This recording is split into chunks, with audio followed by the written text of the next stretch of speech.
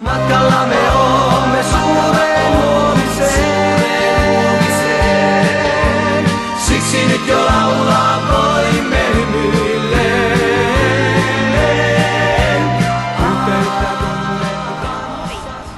Tänään mä hyppään pastori Heikin auton kyytiin kuulemaan Jumalan ihmeistä Heikin elämän varrelta. Tervetuloa matkalle mukaan! Sulla on ollut mielenkiintoisia kokemuksia Jumalan kanssa ja Jumalan ihmeistä sun elämässä, mutta olisiko joku, mistä haluaisit kertoa, että mikä on ollut jotenkin semmoinen tosi poikkeuksellinen? Nyt kun ollaan autolla liikkeellä, niin voisi ajatella sitä vuonna 1985 tapahtunutta ihmettä, jota olen ihmetellyt. Nimittäin sain jatkoaikaa silloin elämälle.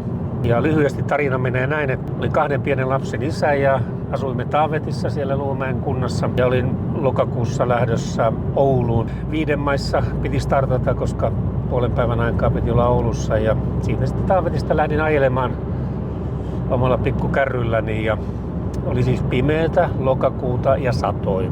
Tietysti vesi imi, toi maantie imi valot kaikki. Ja oli sillä hyvin huono ajokeli sinänsä, vaikka ei ollut mitenkään liukasta, mutta noin 10 kilsaa kotoa olin tullut, auto oli lämmennyt ja oli hyvin hereillä ja huomaan semmoisessa loivassa mutkassa, että sieltä tulee 2 autoa peräkkäin ja en ajatellut sen enempää.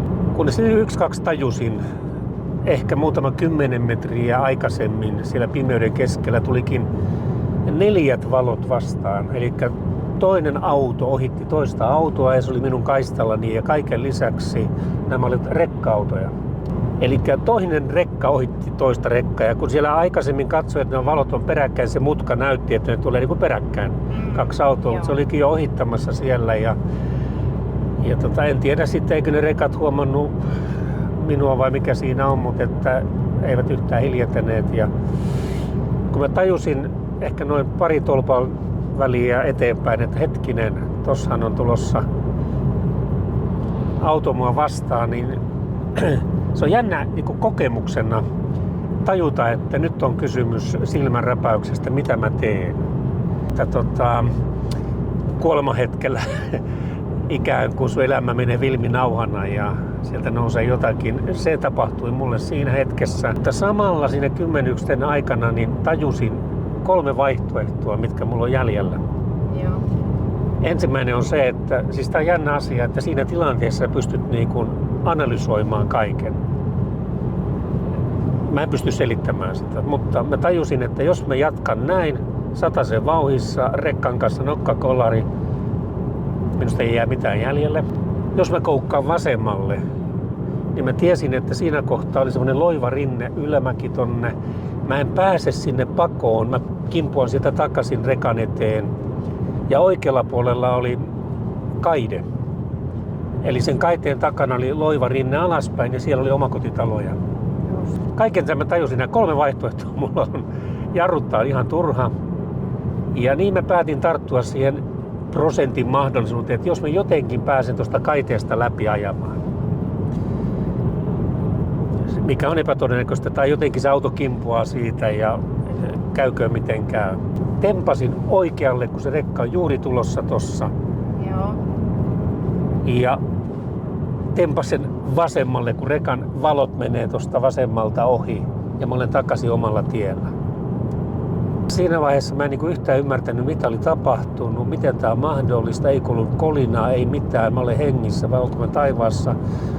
Kaikki oli siinä hetkessä Ja sen jälkeen mulle tulee semmoinen tilanne, kun tämmöisessä monessa tilanteessa, kun ihminen pelästyy kuoleman vakavasti, niin veri pakenee ja tulee semmoinen horkka. Joo. Ja mullekin tuli semmoinen kamala horkka. Tärinä ja siinä oli pussipysäkki, pysähdyin siihen välittömästi sitten, sain jarrutettua ja siinä mä haukoin henkeä. Mä olin hengästynyt ja jaloista oli tunto pois ja mä tärisin ja mietin, mitä tässä on tapahtunut. Kun sitten saan rauhoitettua, niin mä nousen autosta ja mulla on jalat aivan voimattomat vieläkin ja nojaan siinä autoon ja mietin, mitä tässä tapahtuu.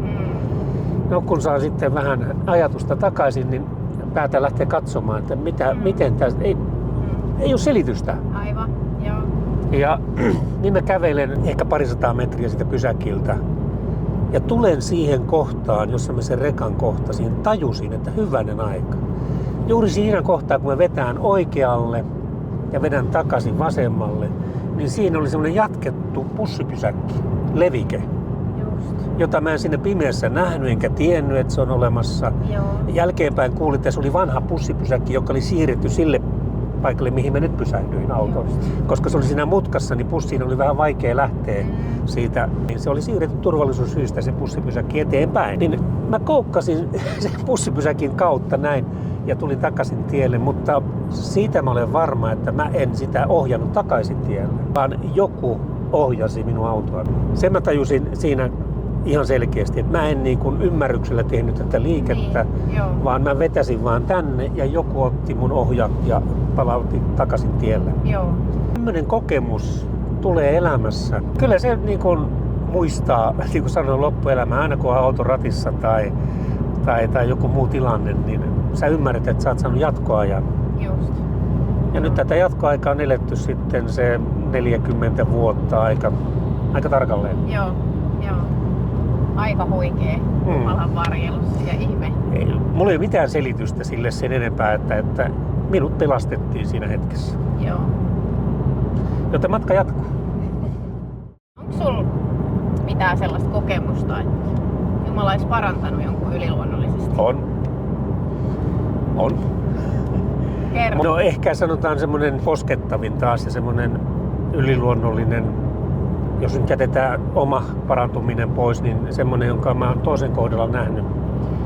Tapahtui Hämeenlinnassa joskus 90-luvun alussa. Mä olin nuorisopastori Hämeenlinnassa ja pidimme Nummen koulussa tämmöistä ympäristökokousta asumalähiössä. Ja ihan normaali kokous ja kokouksen jälkeen sinne alttarille astelee mies- ja naishenkilö, noin 50 suurin piirtein. Ja vaikutti siltä, että se nainen oli hyvin heikkokuntoinen, mies talutti häntä. Ja tämä nainen ja mies halusi antaa elämänsä Jeesukselle. No me rukoilimme heidän puolestaan ja tämän naisen nimi oli Asta. Ja kävi ilmi, että Asta sairastaa syöpää ja hän oli jo kotona saattohoidossa. Eli hänen miehensä hoiti vaimoaan kotona. Kaikki lääketieteellinen oli tehty ja syöpä oli levinnyt. Ja mä kävin sitten Astan tykönä viikolla heidän kotonaan ja hän sanoi, että hän oli hirveän onnellinen siitä, että oli saanut tehdä uskonratkaisun elämässään ja oli lukenut Raamattua ja otti itse puheeksi sitten sen, että Raamatussa on tämmöinen kasteasia, että hän haluaisi sitten kasteelleen mennä. Mutta onnistui ilman muuta ja niin me kastoimme Astan yksityisesti, koska hän ei halua tämmöistä julkista kastetta sen heikkovoimaisuutensa takia ja sairautensa takia. Ja sitten taas kerran olin Astan tykönä siinä heidän kotonaan ja seurailin tilannetta. Mies kokkaili siinä ja Asta ei juurikaan jaksanut liikkua, saatika tehdä mitään kahvia tai kotitöitä. Ja me siinä sitten rukoilimme. Ihan normaalisti siinä rupesimme kiittelemään taivaan Isää. Ja kuinka ollakaan, siinä hetkessä mulla tuli vahva semmoinen tunne, että nyt tapahtuu jotain. Ja tuli semmoinen hyvin voimakas tietoisuus Jumalan maailmasta. Ja mä sanoin sen Astalle. Mä vielä mietin sitä hyvänen aika, että voiko tää olla totta. Että mä sanon kuolevalle naiselle nämä sanat, mutta sitten mä rohkaisin mieliin, koska se oli niin itsestään selvä. Ja mä sanoin Astalle, Jeesus parantaa sinut. Ja Astakin vähän katsoi ja sitten mä sanoin uudestaan, Asta, Jeesus parantaa sinut. Ja mä olin 100% varma, että näin tapahtui. En tiedä, mistä se usko annettiin, mistä se tiedonsanat annettiin. Raamattu puhuu näistä asioista. Mutta kun mä sieltäkin läksin, niin mä ajattelin, että miten mä voin noin rohkeasti sanoa kuolevalle ihmiselle. Että antaa tämmöistä niin kuin toivoa, joka on epäinhimillistä. Et se ei tullut jotenkin susta itsestä? Ei sen takia mä rohkeninkin sanoa, että mä tajusin, että nyt on jotain suurempaa liikkeellä. Joo. No anyway, mä kävin sitä pari viikon päästä Astan tykönä uudestaan ja hän sitten sanoi, että jotenkin tuntuu niin kuin paremmalta ja niin edelleen. No, syöpähän on semmoinen sairaus, että sehän vaihtelee se tunnetila ihmisellä ja voimatila päivien viikkojen mukaan. Ja näin mäkin ajattelin, että no tässäkin varmaan on näin. En ajatellut mitään sen enempää, että hän olisi parantumassa tai muuta. Joo. Sitten taas siitä viikon päästä kävi hänen tykönään. Sitten Asta jo keitteli kahvia itse. Joo. Hän sanoi, että merkillistä, että hän jaksaa paremmin ja paremmin. Ja hän ei ole pitkä aikaa keitellyt kahvia. Nyt on ilo keittää sulle kahvit. Ja niin me juotiin kahvit ja taas kävi pari viikon päästä katsomassa. Ja hän kertoi, että hän on käynyt jo kaupassakin. Okei. Joo. Ja mä olen aivan käsittämätöntä, Joo. että mitä tästä seuraa. Ja usko tai älä, niin se parantuminen alkoi niistä sanoista ja se jatkui niin, että tasan vuoden päästä siitä kun me rukoilimme ja sanoin Astalle, että Jeesus parantaa sinut, Joo. niin lääkäri kirjoitti hänelle terveen paperit ja hän palasi työelämään. Vau. Uskomaton juttu. Ja ymmärrätte varmaan, että Asta oli onnellinen, koska hän harmitteli juuri sitä, että kun nyt hän kuolee ja hän on tullut uskoon, hän ei pysty kertomaan kenellekään sukulaisille ja muille, että miten ihana asia on, että saa olla Jeesuksen oma ja tietää menevänsä taivaaseen ja niin edelleen. Mutta nyt Jumala antoi hänelle jatkoajan, vähän niin kuin mullekin tässä autohommassa. Asta sai kertoa, hän palasi työelämään, hän oli suurtalouskokki ja keittiöllä töissä ja niin edelleen. Ja oli ilo seurata Asta elämää. Asta sai myöskin jatkoaikaa elämälleen ja hän sai kertoa Jumalan ihmeestä omassa elämässään pelastuksesta ja parantumisesta. Joo. Joka on täysin mahdoton ajatus, että näin olisi luonnollisesti käynyt.